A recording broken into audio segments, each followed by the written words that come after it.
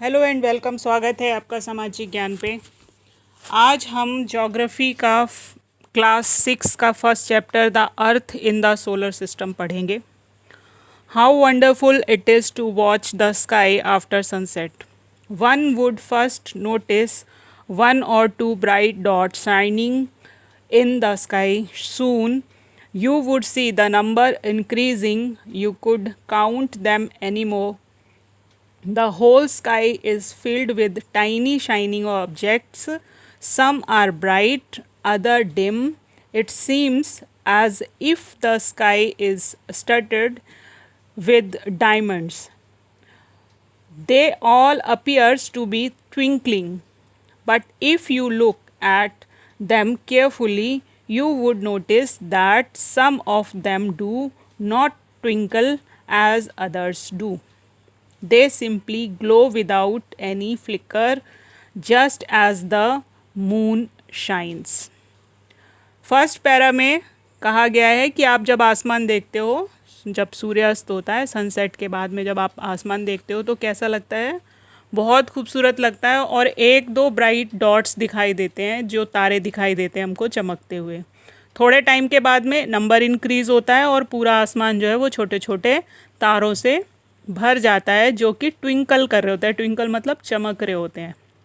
लेकिन कुछ ऐसे भी होते हैं, जब आप ध्यान से देखोगे तो उसमें से कुछ ऐसे होंगे जो ट्विंकल नहीं कर रहे होते हैं, मतलब चमक नहीं रहे होते हैं, एक ही जैसे होते हैं। जैसे आपका मून होता है, स्टैटिक होता है, बट उसमें से लाइट आ रही होती है।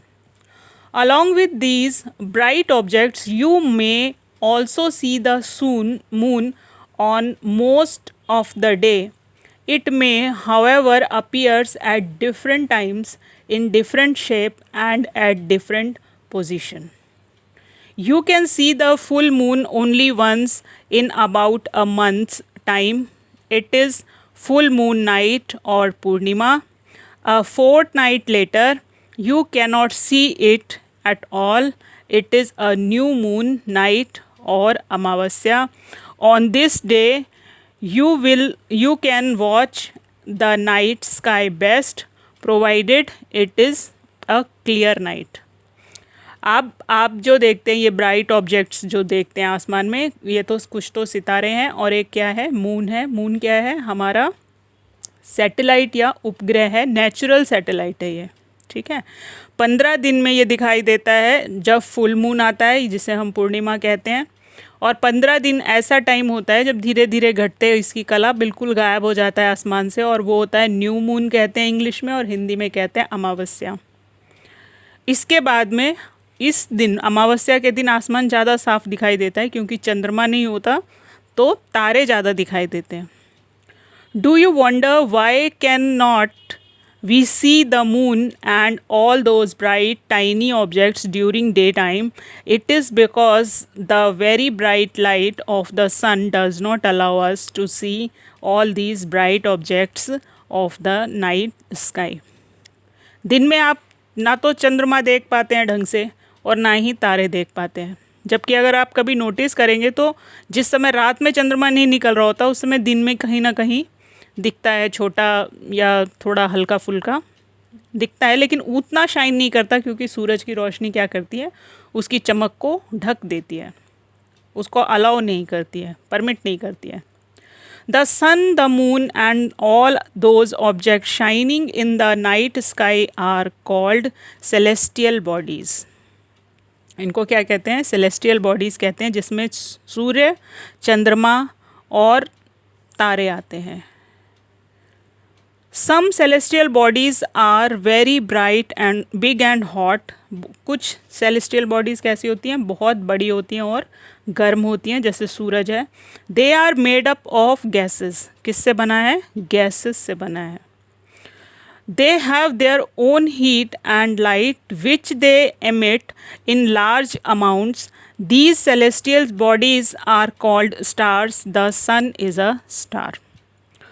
अलग अलग गैसेस से मिलकर तारे बनते हैं और इनमें अपनी हीट होती है, मतलब गर्मी, ऊष्मा होती है, और लाइट होती है, यानी रोशनी होती है, और ये बड़े अमाउंट में होती है, और इन्हीं को हम क्या कहते हैं? स्टार या तारे कहते हैं।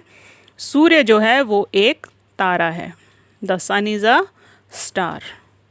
Countless twinkling star in the night sky are similar to the sun, but we do not feel their heat and light, and they look so tiny because they are very very far from us. बहुत सारे हैं, एक गिन नहीं सके आप, इतने सारे तारे हैं, लेकिन वो सूर्य से भी बड़े हैं, लेकिन उनकी ब्राइटनेस और उसकी ऊर्जा गर्मी को हम महसूस नहीं कर सकते, इसलिए क्योंकि वो हमसे बहुत मीलों दूर है। और सूर्य पृथ्वी के नज़दीक का तारा है, इसलिए हम सूर्य को देख सकते हैं, उसकी एनर्जी को महसूस कर सकते हैं। You must have notice that all objects look smaller when see from a distance, how small an aeroplane looks when it is fly at a great height. अब क्या है, दूर से देखने पर कोई भी बड़ी चीज़ हमको कैसी दिखती है, छोटी दिखती है। आप जानते हैं कि हवाई जहाज़ जब आसमान में उड़ता है तो उसमें बहुत सारे लोग बैठे होते हैं, लेकिन जब आप उसे नीचे से देखते हैं, ज़मीन से खड़े होकर उड़ते हुए देखते हैं, तो जहाज़ कैसा लगता है, जैसे हम उसे मुट्ठी में पकड़ लेंगे, बहुत छोटा दिखाई देता है।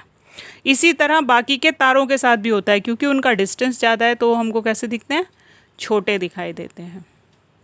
While watching the night sky, you may notice various pattern from by different groups of star.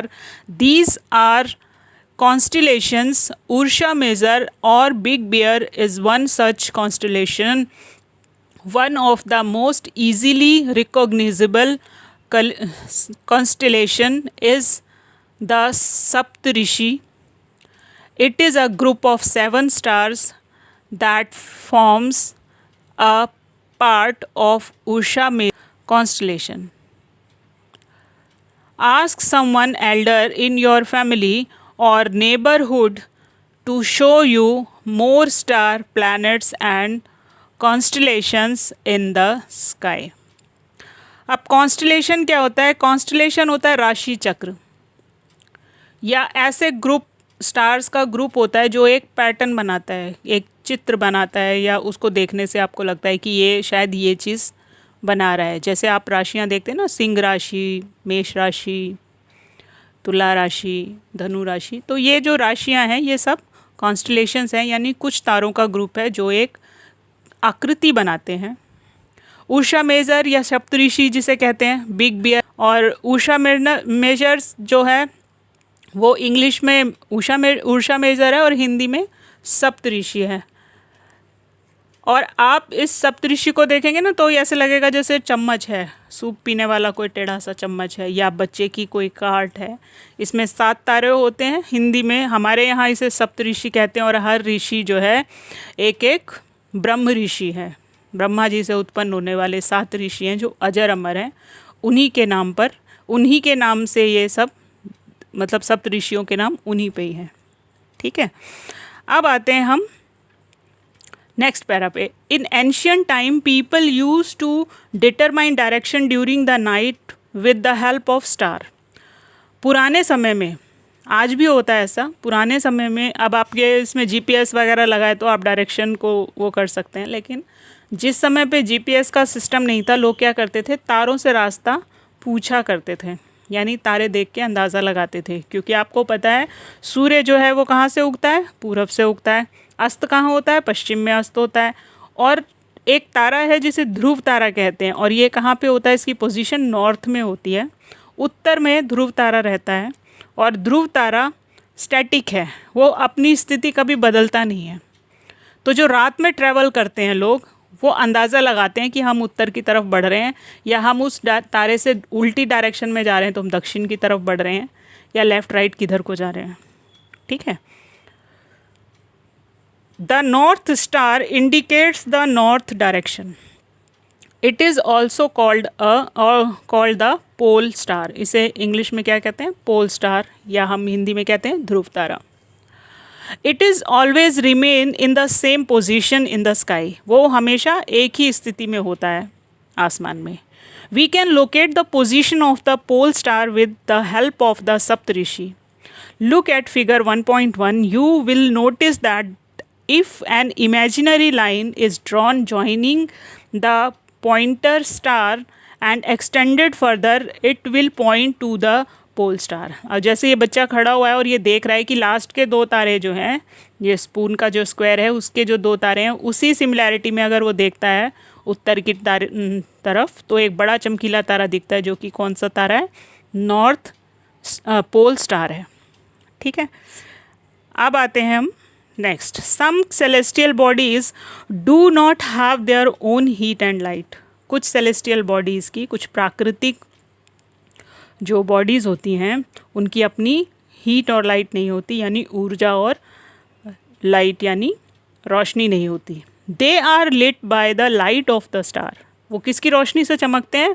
वो तारों की रोशनी से चमकते हैं, जैसे हमारा moon. Such bodies are called planets. इनको क्या कहते हैं? प्लैनेट्स या ग्रह कहते हैं। The word planet come from the Greek word planetai which means wanderers. The earth on which we live is a planet. It gets all its heat and light from the sun, which is our nearest star. If we look at the earth from a great distance, say the moon, it will appears to be shining just as the moon. अगर हम moon पे जाके पृथ्वी को देखेंगे तो ये उसी तरह से दिखेगी जैसे हमको पृथ्वी से मून या चंद्रमा दिखाई देता है। इसमें भी रोशनी अपनी नहीं है और चंद्रमा में भी अपनी रोशनी नहीं है। ये दोनों ही किसकी रोशनी से दिखाई देते हैं? सूर्य की रोशनी से दिखाई देते हैं। जब सूर्य की रोशनी इस पर पड़ती है तो ये चमकते हैं और तब हम देखते हैं। आप इसको एक सिंपल से तरीके से देखिए कि आप किसी घर में घुसते हैं जिसमें लाइट नहीं है, ठीक है, और जैसे ही आपने दरवाज़ा खोला, लाइट तो है नहीं, अंधेरा है, कुछ दिखाई नहीं दे रहा है वहाँ पे, आपने टॉर्च जलाई, तो टॉर्च जिस जिस चीज़ पे पड़ेगी उस चीज़ को आप देख पाएंगे। क्यों? क्योंकि रोशनी के बीच जैसे रोशनी उस पर पड़ेगी वो उसको क्या करेगी? रिफ्लेक्ट करेगी, और तब आप किसी चीज़ को देख पाएंगे। ये सिंपल फंडा है कि आप सिर्फ उन्हीं चीज़ों को देख पाते हैं जिससे रोशनी टकरा कर वापस जाती है। ठीक है, तो जैसे रात हो रही है और मून के ऊपर सूर्य की रोशनी पड़ रही है, तो चंद्रमा जो है वो चमक रहा है, और चमकने की वजह से जो रोशनी वो वापस भेजता है, इसी की वजह से वो दिखाई देता है, रिफ्लेक्ट करता है। ठीक है, the moon that we see in the sky is a satellite. Satellite मतलब उपग्रह है। It is a companion of our earth and move round it. हमारी पृथ्वी का क्या है? साथी है और उसी के साथ साथ घूमता है। Like our earth there are 7 other planets and get heat and light from the sun. Some of them have their moons too. हमारी तरह 7 और हैं प्लैनेट, ग्रह, जिनके पास जो सूर्य से अपनी रोशनी और लाइट लेते हैं, और उनके पास भी, कुछ के पास में क्या है? मून भी हैं, यानी चंद्रमा भी हैं। द सोलर सिस्टम, सौरमंडल, हिंदी में क्या कहते हैं इसको? सौरमंडल। The sun, 8 planet, satellite and some other celestial bodies known as astronauts, asteroids and meteoroids from the solar system. We often called it a solar family with the sun as its head. सूर्य और उसके 8 ग्रहों के परिवार को, इसके अंदर asteroid होते हैं छोटे ग्रह, और मीटेरॉइड्स होती हैं उल्कापिंड, जो अक्सर आप सुनते रहते हैं कि मीटेरॉइड्स आ रहे हैं, और ये पृथ्वी के वायुमंडल में घुसते के साथ ही बर्न हो जाते हैं, यानी जल जाते हैं, तो कुछ ही हिस्सा उसका ज़मीन पर आता है। इन सब को मिलाकर सोलर सिस्टम या सौर मंडल बनता है। सोलर फैमिली के अंदर ग्रह और ये सारे क्षुद्र छोटे ग्रह और उल्काएं आती हैं, और इनका जो हेड है, प्रधान है, वो सूर्य है। इसी सूर्य के नाम पर ही इसका सौरमंडल नाम है। सप्तऋषियों के बारे में एक बहुत इंटरेस्टिंग जानकारी और वीडियो मैं उसमें लिंक में दूंगी आपको, कि एक बहुत अच्छा चिन्ह है जिसे हम सभी सनातनी हिंदू लोग इस्तेमाल करते हैं, जो है स्वास्तिक का चिन्ह। इसकी उत्पत्ति कहाँ से हुई, ये जानकर आप हैरान रह जाएंगे। आई बटन में वीडियो दे रही हूँ, इसको ज़रूर देखिएगा।